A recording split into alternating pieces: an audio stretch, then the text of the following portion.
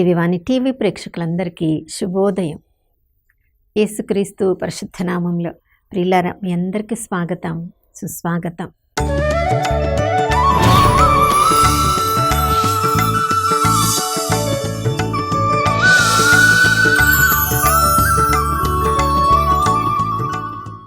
గతకాలమంతా కంటికి రెప్పలా కాచుకున్న దేవాతి దేవునికి పూర్ణ హృదయంతో, పూర్ణ ఆత్మతో, పూర్ణ శక్తితో వందనాలు తెలియచేద్దాం. ఈ నూతన ఉదయంలో కూడా నమ్మదగిన దేవుడు, విశ్వసనీయుడు, నూతనంగా తన ప్రేమను, కరుణను, కటాక్షాన్ని మనందరిపై కుమ్మరించారు. ప్రియులారా, మన ప్రియ పరలోకపు తండ్రి కునుకని నిద్రపోని దేవుడు. వేల కొలది దూతల ఆధీనంలో మనల్ని గత కాలమంతా కాచి కాపాడి ఈ నూతన ఉదయంలో కూడా మనల్ని ప్రశస్తమైన వారలుగా తన కన్నుల ముందు మనల్ని ఉంచుకున్నారు. ఈ లోకంలో ఎన్నో కోట్లు, మిలియన్ల మంది ఉంటే కూడా నిన్ను, నన్ను నా ప్రియమైన కుమారుడా, నా ప్రియమైన కుమార్తె అని ఈ లోకంలో మనం ఒక్కరమే ఉన్నామేమో అన్నట్లుగా అంత ప్రేమను మనపై కుమ్మరిస్తున్నారు. ప్రియులారా, మనము కూడా అంతగా ప్రభుని నమ్మగలిగితే ఆ ప్రభు నామంలో ఎంతెంత గొప్ప కార్యములు చేయవచ్చు కదా. ఆ తండ్రి మన నుండి కోరుకునేది కూడా అదే.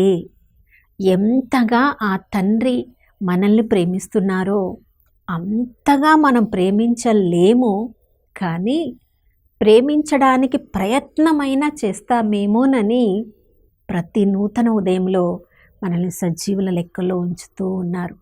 ప్రియులారా, మనము ప్రయత్నిస్తున్నాము అనుకుంటున్నాం, కానీ ఆదిమ సంఘము కూడా ప్రభుతో ఉన్నవాళ్ళు మనలాంటి సాధారణ ప్రజలే. ఇంకా వాళ్ళు పోల్చుకున్న, వాళ్ళు పడిన శ్రమలను మనం ఒక్కసారి చదివితే దానిలో మనం అంతగా 1%, 2% కూడా మన వ్యక్తిగత జీవితాల్లో మనం అనుభవించలేదు. ప్రస్తుతానికి మనము స్వతంత్రంగా మనము ప్రభుని అనుసరించగలుగుతున్నాం. ఇంత స్వతంత్రత ఉంటే కూడా ఎందుకు ఆదిమ సంఘంలో శ్రమల కాలంలో వాళ్ళు ప్రభు యొక్క ప్రణాళికలు నెరవేర్చినంతగా మనం ఈ కాలంలో నెరవేర్చలేకపోతున్నాం? చూడండి, అపోస్తల కార్యములు 1వ అధ్యాయము 3, 4 వచనాల్లో మనం చదువుతున్నాం. యేసు ప్రభు మరణించి పునరుత్థానమైన తర్వాత 40 రోజుల పాటు ఆ ప్రజలకు, తన శిష్యులకు, తన వెంట ఉన్నవారికి మరలా కనిపిస్తూ తాను చెప్పిన విధమున పునరుత్థానుడయ్యానని మరలా కనిపించారు. మరలా తాను చెప్పిన మాటను చేశానని రుజువు చేసుకున్నారు. అవును ప్రియులారా, యేసుప్రభు మరణించక ముందు కూడా తన మరణ పునరుత్థానాల గురించి ఎన్నోసార్లు తన శిష్యులకు చెప్పారు. కానీ వాళ్ళ మనస్సులో అవి ఉంచుకున్నారో లేదో, యేసుప్రభు బంధింపబడినప్పుడు, మరణించబోతున్నప్పుడు, సిలువలో వ్రేలాడుతున్నప్పుడు అవన్నీ జరుగుతాయని వాళ్ళకి తెలిసినా కూడా వాళ్ళందరూ పారిపోయారు, యోహాను భక్తుడు తప్ప. కానీ ప్రభు వాళ్ళు అలా చేశారని పునరుత్థానమైన తర్వాత ప్రభు వాళ్ళను వదిలివేశారా? లేదు ప్రియులారా, మన పిలుపు, ఎన్నిక మార్చబడనిది. దేవుడు ఒక్కసారి మనల్ని తన కొరకు ఎన్నుకున్నాడంటే, తన బిడ్డలుగా ప్రతిష్ఠ చేసుకున్నాడంటే ఎవ్వరు కూడా దేవుని నుంచి మనల్ని దూరం చెయ్యలేరు. మనము ఎంతగా దేవుని నుంచి దూరంగా వెళ్ళాలని ప్రయత్నించినా ఆయన మరలా మనల్ని ఆకర్షిస్తూనే ఉంటారు.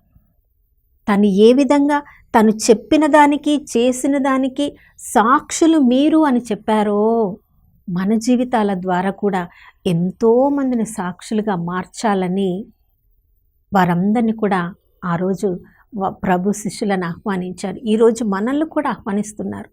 బైబిల్ గ్రంథంలో ఉన్న సత్యానికి మనం రోజు చదువుతున్నాం, వింటూ ఉన్నాం, అర్థం చేసుకుంటూ ఉన్నాం, ధ్యానిస్తూ ఉన్నాం.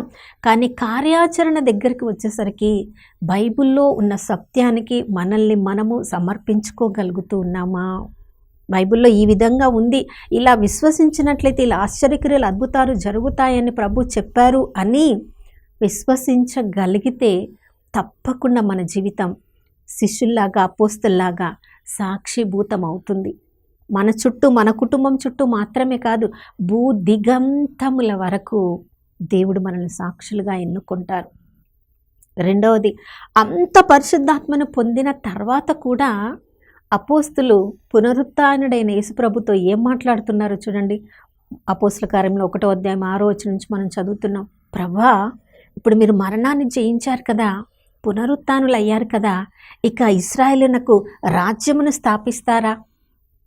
శిష్యుల ఆలోచన ఎంతసేపు ఈ లోకం వైపే ఉంది కానీ పరలోకం వైపుకు, ఆత్మీయ విషయముల గురించి వెళ్ళడం లేదు. చూడండి ఎంతగా ప్రభువు ఆత్మీయ క్రియలను గురించి వాళ్ళకు బోధిస్తున్నారో, వాళ్ళని ఆత్మీయత వైపుకు నడిపించాలని ఆశపడుతున్నారో, వాళ్ళు ఇంకా ఆ ఆత్మీయతలోనికి లేవకుండా ఇంకా ప్రభు రాజ్యాన్ని స్థాపిస్తారేమో, ఇశ్రాయేలుకు రాజుగా ఇప్పుడు తను పరిచయం చేసుకుంటారేమో, వాళ్ళ ఆలోచనలు చూడండి.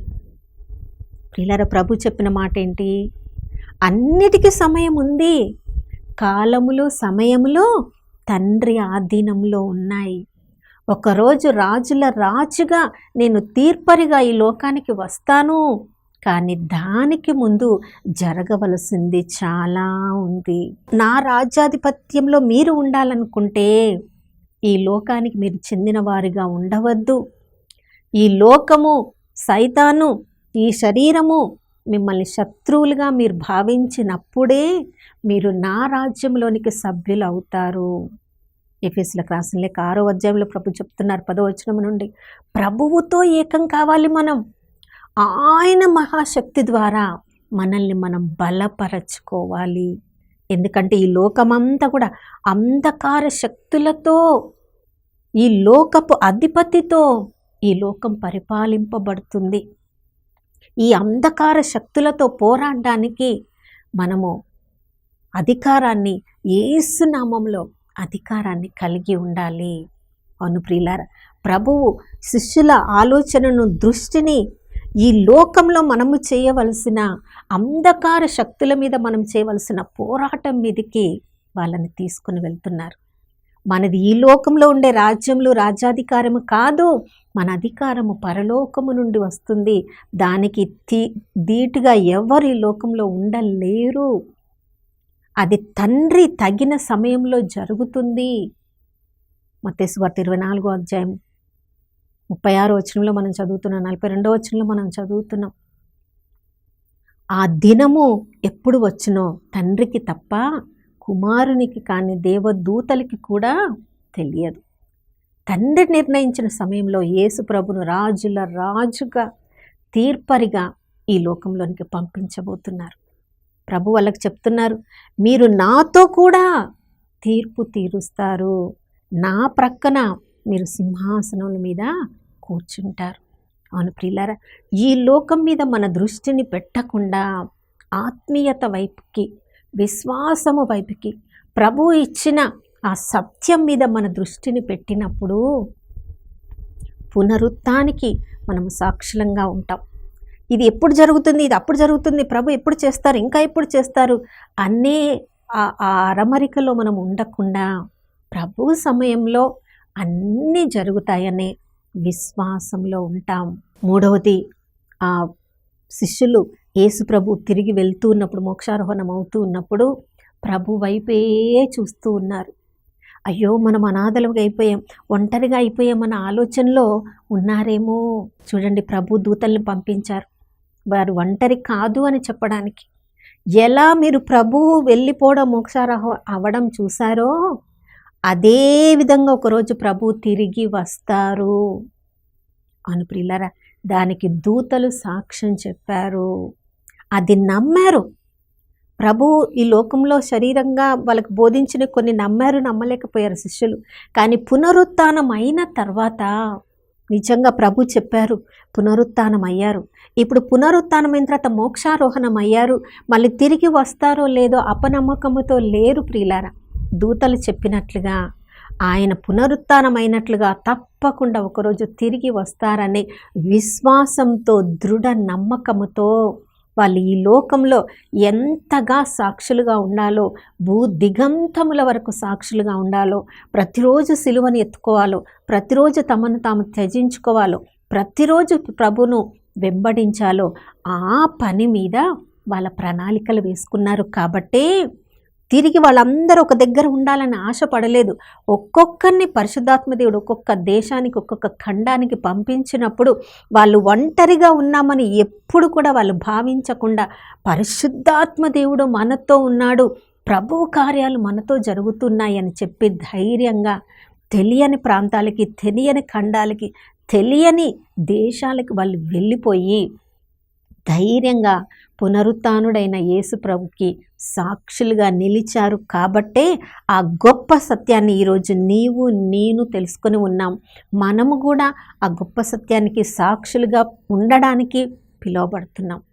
మరి మనకున్న విశ్వాసాన్ని బట్టి, మనకున్న నమ్మకాన్ని బట్టి ప్రభుకు సాక్షులుగా ఉండడానికి ఎలాంటి ప్రణాళికలను మనం ప్రతిరోజు వేసుకుంటున్నాం?